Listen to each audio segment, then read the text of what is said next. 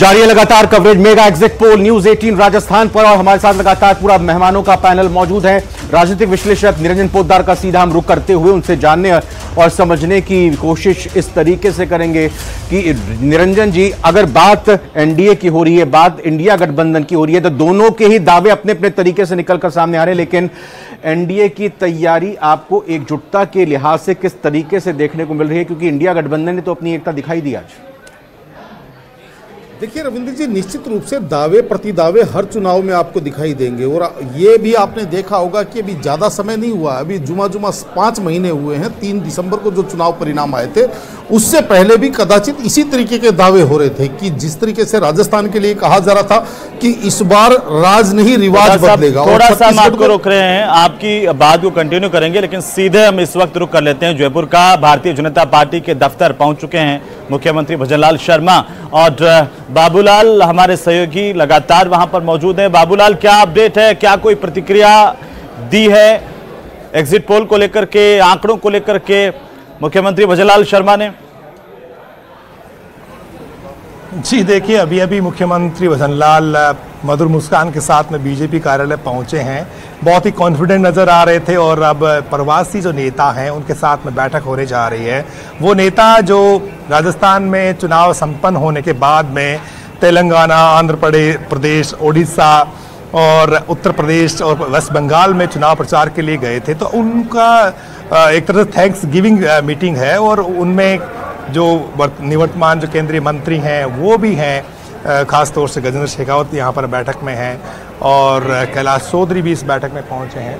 इसके अलावा जो भजनलाल सरकार में मंत्री हैं जिनको दायित्व मिला था दूसरे राज्यों में जाकर प्रचार करने का, वो भी इस बैठक का हिस्सा हैं और पार्टी के सीनियर जो लीडर्स हैं जिनको इस बैठक में बुलाया गया वो भी इस बैठक में शामिल है। तो कुल मिलाकर के बीजेपी जो है एक बार हमारे इन नेताओं से बीजेपी दफ्तर के बाहर की और दिखाते हुए जरा बताइए कि अभी क्या कुछ चल रहा है वहां पर।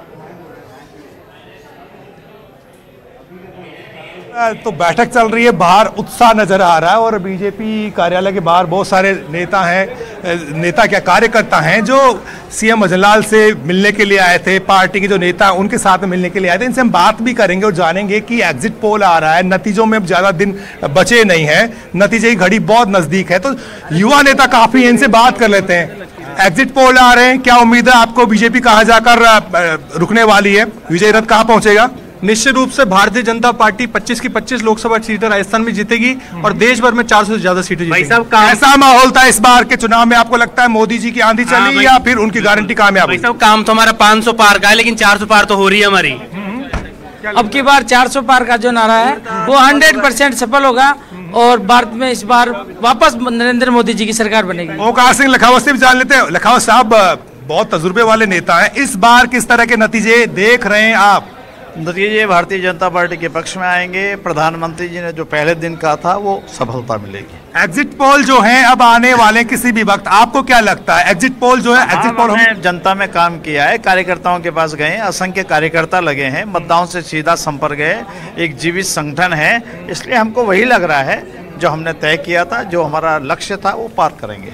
आपने बीजेपी के प्रदेश कार्यालय का कंट्रोल रूम संभाला और एक तरह से चुनाव प्रबंधन के आप माहिरीन माने जाते हैं, एक्सपर्ट माने जाते हैं। किस तरह से चुनाव प्रबंधन में इस बार आपने नई चीजें इंप्लीमेंट की? क्या मोदी जी की गारंटी धरातल पर कामयाब होती दिख रही है? प्रबंधन के अंदर हमारा काम ये था कि प्रत्येक मतदाता तक पहुँच करने के लिए हमारा जो केंद्र है, शक्ति केंद्र है, वहाँ का कार्यकर्ता जाकर के मतदाता से मिला है, उससे अपील की है, उसको समर्थन मांगा है और उसमें उसको सफलता मिली है। तो क्या मोदी जी के नाम की लहर थी इस बार ग्राउंड से? क्या रिपोर्ट्स आपके पास आई? मोदी जी ने जो काम किया है सारी दुनिया मानती है, तो भारत की जनता भी मानती है।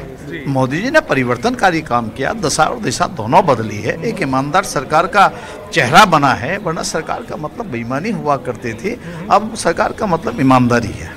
अच्छा, तो आपको क्या लगता है सांस्कृतिक राष्ट्रवाद, रामलला का मंदिर, धारा 370 और बहुत सारे काम किए जिनमें 3 तलाक का खात्मा भी शामिल है, आपको लगता है ये जो काम है ये जब वोटर पहुंचा तो उसके दिलो दिमाग में थे, उसी पर वोट किया होगा? 365 दिन साल में होते हैं, 365 दिन मोदी जी और उनकी सरकार ने जो किया वह मतदाता के मन और मस्तिष्क पर अंकित है, इसलिए सरकार के परफॉर्मेंस के आधार पर वोट देगी। तो 4 जून के जश्न की किस तरह से तैयारियां चल रही है बीजेपी के तो भीतर? बिल्कुल बाबूलाल धायल, नजर बनाए रखिए, लगातार अपडेट भी हम आपसे लेते रहेंगे। और हमारे साथ में जुड़ चुके हैं पूर्व मंत्री कांग्रेस के कद्दावर नेता प्रताप सिंह खाचरियावास जी, कुछ ही देर में हम एग्जिट पोल के आंकड़े जारी करेंगे, लेकिन उससे पहले आपको कितनी उम्मीद है?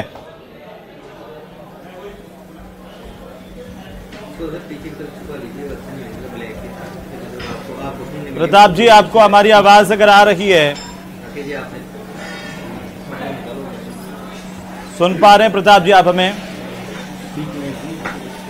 आ रही है आपकी आवाज जी। प्रताप जी, सबसे पहले तो स्वागत है आपका न्यूज 18 पर। और दूसरा सवाल यह है कि आखिरकार कुछ ही देर में न्यूज 18 एग्जिट पोल जारी कर रहा है, आपको कितनी उम्मीद है कांग्रेस पार्टी की तरफ से और इंडिया गठबंधन की तरफ से?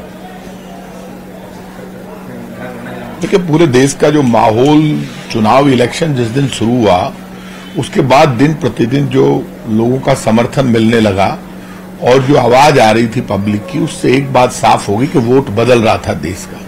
और जब देश का मिजाज बदलने लगता है तो आप ये मानकर चलिए, जब 4 तारीख को काउंटिंग होगी तो नजर आएगा। एग्जिट पोल का जहां तक सवाल है, एग्जिट पोल अपनी जगह अपना काम करते हैं, अपना अपना आपका तरीका है, कभी बहुत सफल होते हैं, कभी सफल नहीं होते हैं, लेकिन मैं इतना कह सकता हूं कि लोगों पर इस बार हमें बहुत भरोसा है। मैंने ये महसूस किया जब लोगों के बीच में मैं खुद इलेक्शन लड़ने जा रहा था, तो पहले दिन मुझे लग रहा था कि मैं दबाव में था, क्योंकि जयपुर में हमारी सिर्फ 2 सीटें हम जीते थे विधानसभा में, 6 सीट हम हार गए थे। लेकिन जब मैं लोगों के बीच में गया तो लोगों ने, जो मैंने टर्नआउट देखा, लोगों में बहुत जबरदस्त रिएक्शन था कि जो प्राइवेटाइजेशन हो रहा था उससे रिजर्वेशन क्लास ये मानती थी कि हमारा रिजर्वेशन खत्म हो जाएगा, और लोग ये मानने लगे थे कि सिर्फ वर्टिकल डिवीजन करके आप पूरे देश में बांटना चाहते हैं वोट को हिंदू और मुसलमान के नाम पर, तो हमारे पीड़ित का, दलित का, अधिकार का क्या होगा। संविधान की रक्षा के लिए लोगों में आवाज आ रही थी, लोगों की मीटिंगें चल रही थी। मुझे एसटी एससी के बहुत बड़ी तादाद में लोग मिल रहे थे जो अलग से मीटिंगें ले रहे थे, अलग से उनके पर्चे चल रहे थे। वो विधानसभा चुनाव में या पिछले चुनाव में नहीं थे, जो ये कह रहे थे कि हम आपको वोट कर रहे हैं। यही नहीं, पूरे देश में एक नया डेवलपमेंट ये हुआ। इस देश में जो सबसे बड़ा वर्ग क्षत्रिय समाज के लोग, जो राजपूत हमेशा बीजेपी के साथ हुआ करते थे, जिन लोगों ने बीजेपी को खड़ा करने में बड़ी मदद की, उन लोगों में भी बड़ा जी, जो आपने कहा कि माहौल बदलने लगा और माहौल पलट गया, ये माहौल जो है राजस्थान के जब पहले 2 फेज में चुनाव थे तब पलट गया था, बदलने लगा था, या राजस्थान के चुनाव होने के बाद बदला? देखिए, ये राजस्थान के जब फर्स्ट फेज का चुनाव था तभी लोगों का समर्थन मिलने लगा था, लोगों का वोट डाइवर्ट हो रहा था।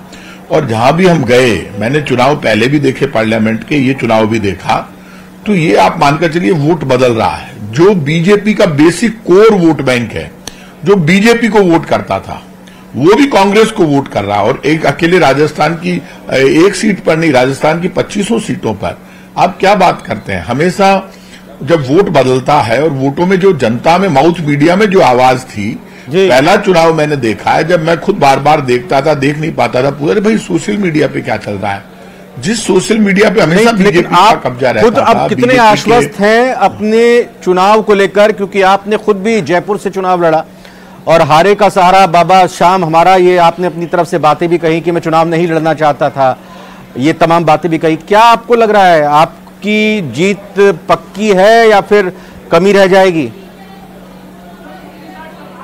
देखिए, ये बात मानकर चलना मेरी एक आदत है, मेरा नेचर जयपुर के लोग जानते हैं, मैं पढ़ता हूं जब से मुझे, क्यों मैं स्टूडेंट मूवमेंट से निकला हुआ व्यक्ति हूं और राजस्थान यूनिवर्सिटी का प्रेसिडेंट रहा हूं। और मैंने जो बातें कही उस वक्त, जो मेरे मन में थी, वो सब मैंने कहा कि हारे का सहारा बाबा श्याम हमारा। आज भी मैं कहता हूं हारे का सहारा बाबा श्याम हमारा, जय श्री श्याम के नारे से हमने लड़ा।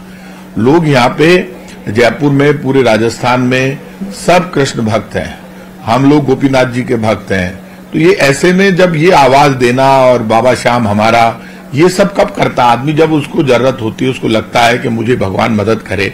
वो मदद हमने मांगी, वो मेरा अधिकार था, उसमें तो मेरी आस्था को कोई इसमें चैलेंज नहीं कर सकता। और मुझे जो मैंने कहा वैसा मैंने किया भी। जब मैं लोगों के बीच में गया, मुझे समर्थन मिला। मैं ये मानकर चल रहा हूं कि हम जयपुर में, मुझे जो उम्मीद है, मैं मेरा आकलन बता रहा हूं, मुझे लगता है कि हम 6 विधानसभा सीटों में प्लस करेंगे। तो जब 6 से 8 में से 6 यदि हम प्लस कर जाते हैं, क्योंकि जो 3 महीने का शासन रहा बीजेपी का, ऐसा लगा जैसे कोई चीफ मिनिस्टर और सरकार नाम की कोई चीज नहीं है। जो इन्होंने हालात क्रिएट किए, लोगों को याद आने लगी कांग्रेस की सरकार और गहलोत सरकार, लोगों के काम बंद हो गए, लोगों की चिकित्सा सुविधाएं बंद हो गई। आम आदमी को आप क्या समझते हैं? आम आदमी सिर्फ आप उसको धर्म के नाम पर घुमाते रहेंगे, रोजमर्रा में उसको काम चाहिए, उसको इलाज चाहिए, उसको रोटी चाहिए, उसको रोजगार चाहिए, महंगाई से मुक्ति चाहिए। और इस पूरे इलेक्शन में जो लोगों में चर्चा थी, कहीं पर भी लोग ये बार बार कहते रहे कि अपना काम ये बोलते नहीं। इन्होंने इतना बड़ा आरोप लगाया, लोगों ने, बीजेपी के लोगों ने कहा ये घर में घुस जाएगी, कांग्रेस एक्सरे करेगी। अरे भाई साहब, आपने तो पहले ही नोटबंदी लगा के एक्सरे कर दिया। बीजेपी ने तो कहा था कि 1 लाख रुपए से ज्यादा कोई रखेगा घर पे, हम उसके घर में घुस जाएंगे।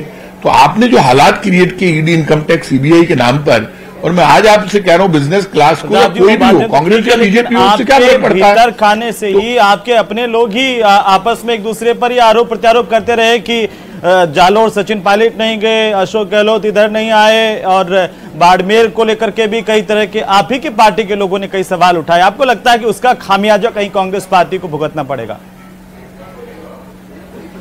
देखिए, ये जो चुनाव है वो अशोक गहलोत और सचिन पायलट का नहीं था। आप इस बात को मानकर चलिए, जनता का चुनाव था, जिसमें डायरेक्ट जनता बीजेपी से लड़ रही थी। लोगों में चर्चा थी कि मोदी ने काम किया या नहीं किया। मोदी जी की भाषा बदलने लगी, मोदी गारंटी फेल होने लगी। मोदी गारंटी खुद बोल रहे थे मुंह से बड़े घमंड से, फिर उन्होंने मोदी गारंटी बोलना छोड़ दिया, आपने खुद ने महसूस किया होगा। लास्ट में आकर तो वो इस बात पर आ गए, हालांकि वो फेज हमारे तो पूरे हो गए थे, तब वो कह रहे थे कि वोट की ताकत से ऐसा होगा। पहली बार उनके मुंह से वोट की ताकत मिली। मैं आज इस चुनाव की आपको नई बात और बता रहा हूं, बीजेपी के कार्यकर्ता में जो विधानसभा में उत्साह था, प्रताप जी, वो लोकसभा में दुनिया कायम है और आपकी उम्मीद है। और देखिए, जैसे जैसे आंकड़े भी आएंगे और 4 जून को एग्जिट पोल के बाद में नतीजे भी आएंगे।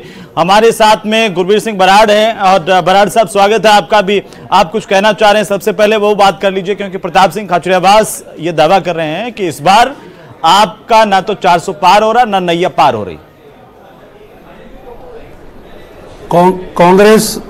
कांग्रेस बैसाखियों के सहारे पर चुनाव लड़ी है, और जिस तरीके से कांग्रेस में बिखराव है, ये खुद का पहले गिरेबान में देखें और भाजपा पे आरोप लगाने से पहले। भ्रष्टाचार में लिप्त रही कांग्रेस की सरकार, और आज जो 3 महीने में ये भारतीय जनता पार्टी के सिर्फ मात्र 90 दिन का कार्यकाल जो हमारे मुख्यमंत्री माननीय भजनलाल जी को मिला, उस पर टिक्का टिप्पणी करने से पहले देखें कि राजस्थान के बहुत बड़े मुद्दे, चाहे वो ERCP का हो, यमुना लिंक का हो, जो मात्र 3 महीने में हम इस स्टेज पर आ गए हैं कि हम जल्दी इस पर काम शुरू होगा। जिस तरीके से SIT का गठन करके हमने पेपर चोरी वालों को कार्रवाइयाँ हुई हैं, ये 5 साल तक सोते रहे। वो देश, राजस्थान की जनता से कुछ छुपा हुआ नहीं है, और पूरा देश आज मोदी जी के साथ तीसरी बार साथ खड़ा है। जिस तरीके से हम पहले 2 बार मोदी जी पर विश्वास व्यक्त किया, मैं भी अभी पंजाब से सीधा जयपुर पहुंचा हूं, जहां पंजाब में हमें कमज़ोर खुद की स्थिति लग रही थी। बहुत अच्छा प्यार और विश्वास प्रधानमंत्री मोदी जी के लोगों ने पंजाब में भी जताया है। जहां तक राजस्थान की बात है, राजस्थान में हमेशा कैडर भारतीय जनता पार्टी ने हमेशा काम किया है, और जिस तरीके से यहाँ की भारतीय जनता पार्टी की सरकार ने 3 महीने की परफॉर्मेंस रही है, इनके 5 साल से कहीं बेहतर है। इन्होंने सवाल उठाए, स्वास्थ्य की सेवाएं बंद हो गई, स्वास्थ्य जो आयुष्मान भारत, लोगों को आयुष्मान भारत का सामना करना पड़ रहा है, पानी नहीं मिल रहा है, अभी से आंदोलन हो रहे हैं चारों तरफ। कोई आंदोलन ऐसा नहीं हुआ है, और जितना 90 दिन में काम एक मुख्यमंत्री ने किया है, ऐसा किसी भी मुख्यमंत्री के टेन्योर से आप कंपेयर कर लीजिए। 90 दिन की जो अचीवमेंट है, ऐसा एक भी काम आप कांग्रेस के 5 साल में नहीं कर पाए, और सिर्फ इनकी आपस की लड़ाई रही। अब 3 महीने में जो काम जनता ने विश्वास भजनलाल जी पे जताया है, वो इनसे हजम नहीं हो रहा है। जाखड़ साहब, ये बराड़ साहब कह रहे हैं कि लड़ाई होती रही और हम तो काम कर रहे हैं, अब हमारी सरकार बेहतर काम कर रही है, और इसी का रिजल्ट जो है हमें लोकसभा की सीटों में भी दिखेगा, हैट्रिक के तौर पर 25 की 25 सीटें। देखिए, किसी कवि ने कहा है कि इत्र से कपड़ा महकाना कोई बड़ी बात नहीं होती, मजा तो जब है खुशबू आपके किरदार में आए। मुख्यमंत्री जी किरदार में खुशबू आती तो सचिन शर्मा को न्याय मिलता, जो आज 4 महीने से आज वो उसका परिवार न्याय मांग रहा है, जिसको न्याय देने के लिए बीजेपी के विधायक गोपाल शर्मा बालमुकुंद नजरिया उस धरने में खुद मौजूद था, आज तक उसको नहीं मिला। और विधायक महोदय कह रहे थे कि किसानों को और मजदूरों न्याय मिल रहा है। मैं पूछना चाहता हूँ, आपने वादा किया था घोषणा पत्र में क्या किसानों की गेहूं 2800 रुपए प्रति क्विंटल खरीदेंगे, आज 2400 रुपए बिक रही है। कांग्रेस की सरकार थी, किसानों की गेहूं 6000 रुपए प्रति क्विंटल बिक रही थी, और मोदी जी की गलत नीतियों के कारण वो किसानों की सरसों आज 4500 रुपए बिक रही है। और जहां से मुख्यमंत्री जी आते हैं वहां 125 सरसों ऑयल मिल थी, 100 तो बंद हो गई है, और पूरे हिंदुस्तान में 40% सरसों ऑयल मिल बंद हो गई है। विधायक महोदय कह रहे थे कि मैं पंजाब से आता हूं और पंजाब चुनाव जाकर आए हैं, बहुत अच्छा किया आप गए विधायक जी, बट हम पूछना चाहते हैं पंजाब के लोगों से पूछिए, और किसान आंदोलन में जो पंजाब के लोगों ने साहसी और दरिया दिल दिखाई, और सबसे ज्यादा शहीद पंजाब के किसान हुए थे 3 काले कानूनों से लड़ते हुए। उस टाइम आपके उनके शब्द याद होंगे कि क्या क्या उन्होंने कहे थे। बीजेपी के नेताओं ने कभी आतंकवादी कहा था, कभी खालिस्तानी कहा था, और किसानों ने अपनी जान न्यौछावर कर दी और मोदी जी को पीछे हटना पड़ा। आज भी वही बीजेपी की सरकार है, उस शुभकरण सिंह को सिर में पीछे से गोली मारी गई थी, और हरियाणा में बीजेपी की खट्टर सरकार उसके लिए कह रही थी कि हम इसकी जांच नहीं होने देंगे। वो तो सुप्रीम कोर्ट का मैं धन्यवाद करना चाहता हूं कि उस शुभकरण को न्याय मिलने की उम्मीद, और उसकी SIT गठित हुई है और न्याय मिलने। तब बीजेपी के नेताओं में क्यों मुंह में दही जम गया था कि उसको हरियाणा में घसीट के लाके गोली मारी गई थी। आज वो MSP का वादा किया था, वो कहां गया? और मैं पूछना चाहता हूं, आप एक सेकंड विधायक महोदय, मैं पूछना 4 लोगों के नाम पूछना चाहता हूं कि संजय मराठे वाला कौन थे जो 3 काले कानून लेके आए थे? आप बताइए उनका देश देंगे। एक भी सरकार जोशी कौन था जो दाऊद इब्राहिम का पार्टनर और ओम बिरला को अपनी फॉर्च्यूनर गाड़ी देता, उसका कभी जवाब दोगे? इस बात का जवाब दोगे कि नोटबंदी किन के इशारों पे की गई और जनता को कितना नुकसान? एक सिंगल सरकार नहीं है, इस बात का जवाब दोगे? नोटबंदी के दिन जो 2 स्पेनिश नागरिक आते हैं और शाम को फ्लाइट से उड़ जाते हैं और नोटबंदी की घोषणा हो जाती है, उसका कभी जवाब दोगे? नहीं होगा। आप इस चर्चा का जवाब नहीं दोगे कि लोकसभा चुनाव से पहले 10 करोड़ 73 लाख नरेगा मजदूरों को आपने एक घंटे के अंदर बाहर निकाल दिया। क्या कसूर था उनका? कोई सरकार का रोल नहीं था। नरेगा केंद्र सरकार 5 साल में सिंगल पंचायत बताएं जहां सिंगल आपने पूरे राजस्थान में जिसमें 100 दिन नरेगा काम दिया, 2.5 गुना OPD बढ़ गई है। बेवजह के आंकड़े कोई कभी पूरे 5 साल का ब्यौरा आप ये मांग सकते हैं, पूरे 5 साल में। आप जनप्रतिनिधि खुद देखिए, और किसानों की हालत, आप उस इलाके से आते हैं। मैं पूछना चाहता हूं कि अच्छा, प्रताप सिंह खाचरियावास जी, मैं आपके पास आता हूं कि ये सवाल जानता हूं, आपसे पूछने की कोशिश कर रहा हूं कि आपने जो बताया कि इस बार बहुमत इंडिया गठबंधन का आ रहा है, तो वो कौन से कारण आपको नजर आते हैं? क्या राहुल गांधी का जादू चला, कांग्रेस का जादू चला, इंडिया गठबंधन की एकजुटता लोगों को पसंद आई, और दूसरी तरफ क्या वजह आपको लगती है कि सरकार NDA की रिपीट नहीं हो रही जिस तरह से आप दावा कर रहे हैं?